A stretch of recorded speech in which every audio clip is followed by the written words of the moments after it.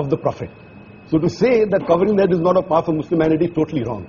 The beard is a part of the Muslim identity, wearing the cap or at least covering the head, whether with a scarf or with a gatra like the Arabs do. But sir, what about what Shahrukh said? And I know a lot of my friends say this, that and all of us, no matter what faith we come in, we interpret our faith differently. We take away some things, we don't do some things. Does that make us any less of Hindus, Muslims, Christians? No, as I said, that Muslim is a person who submits will to God. So you cannot say a liberal Muslim or a moderate Muslim. You can say a practicing Muslim or partly practicing or non-practicing. That's more correct. You know, and to understand Islam, don't look at the Muslim, don't look at me. Go to the scriptures. That is the reason I give talks on Islam and comparative religion. But so as far as the stereotype is concerned, I find that too narrow a definition of Islam. I personally reject all rituals. But Islam is part of my culture and my ethos. I'm as proud a Muslim as anybody else on this podium. But I don't have to wear it on my sleeve, and I think that's too narrow a definition of Islam. I'd like to make a point. Yeah. They talked about people being stereotyped because of the beard and the cap and the hijab. Then we should say that all Sikhs are stereotyped. Anyone who wears a turban and wears a beard. It's not the same. But what has happened, I'll tell you, in fact, India has become, in a strange sense, more liberal, because when Yusuf Khan entered the film industry and adopted the name of Dalip Kumar, that was a time when the whole of India was pretty prejudiced against Muslims, let me tell you. And Meena Kumari, who was she? She was also a Muslim.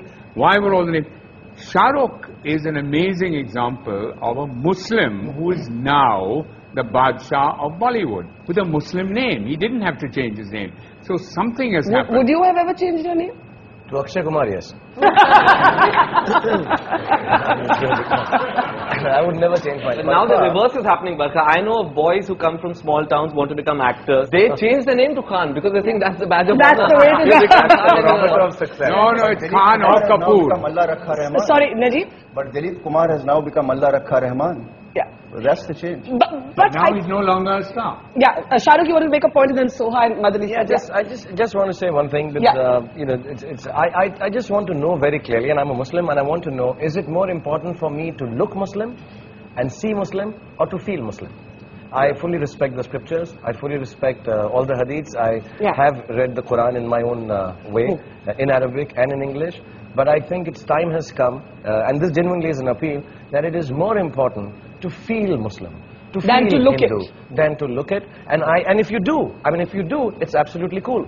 And if you don't, it's absolutely cool. Dr.Naik, quick response to that, and I've got two guests waiting to speak. The best is to practice Muslim, is number one. Yes. Appearing is important, but lower down. I'm not saying appearing is the most important. But a person to practice Islam is more important. Beard comes lower down. Beard is not in the 70 major sins, that it's not there. But you know, what about what Kabir is saying? And there was a story of a young boy whom I interviewed, who studies in a convent school in Madhya Pradesh.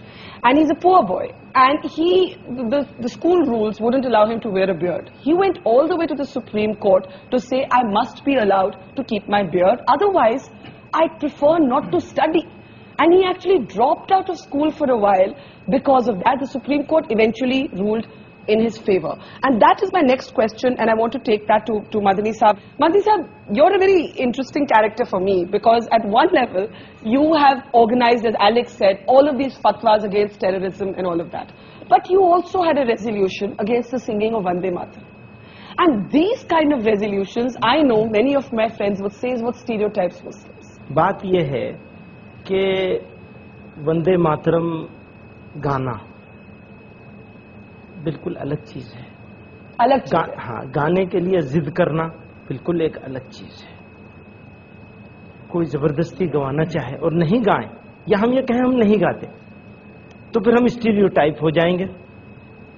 Terrorism की मुखालिफत करेंगे तो बहुत अच्छे हो जाएंगे। ये जो double मामला चलता है, ये ठीक नहीं। अभी मेरे दाढ़ी नहीं हो और कुर्ता पैजामा नहीं हो, ये भी जो पगड़ी से तो लोग बहुत डरते हैं ना, कहते हैं ये तो एक बच्चा एयरपोर्ट पे कहता है मदनी साहब मामा मामा देखो बिन लादेन जा रहा है ना। तो क्या हो गया है, अब ये सब मैं उतार दूं, तो मैं एक रीजनेबल मुसलमान हो सकता हूँ, एक ऐसा मुसलमान हो सकता हूँ जो बहुत अच्छा आदमी है। और अगर मैंने ये पहन लिया तो ख्यालात मेरे कितने अच्छे हों। ख्यालात, नजरियात, आइडियोलॉजी, ये है बेसिक चीज। ये बेसिक चीज हमारी दिखने वाली चीज है। That's the reverse stereotype, that the moment you see the beard and the skull cap, it's got to be a fundamentalist. Question, I want to get Soha in. She's been listening very patiently all this while. Soha, as somebody who's grown up in a sense in a house of mixed religion, for you, in a sense, do you feel that public gaze? Do you feel, you know, many people have questioned my labeling of or my looking for the moderate Muslim. Yet there are others who say that we don't hear enough moderate voices. We either hear the religious voices or we hear the non-believing. Because I don't think anybody is really interested in what the moderate Muslim has to say, because it's not very interesting. It's sort of boring. We're represented by extremists who have violent opinions, perhaps. I'm talking about vandals. And I think maybe also more recently, I was asking my mother when I was asked to come on this show. I said, in your time when you married my father and you had an interreligious marriage, which presumably at that time, 40 years ago, was more controversial than it is today.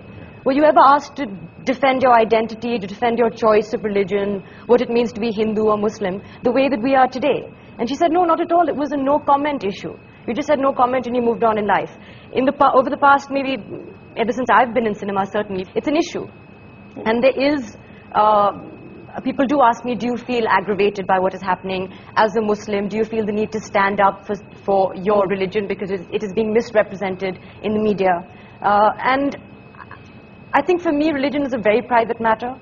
It's between my maker and me, and it's not something that I would want to discuss in any public forum, even this one.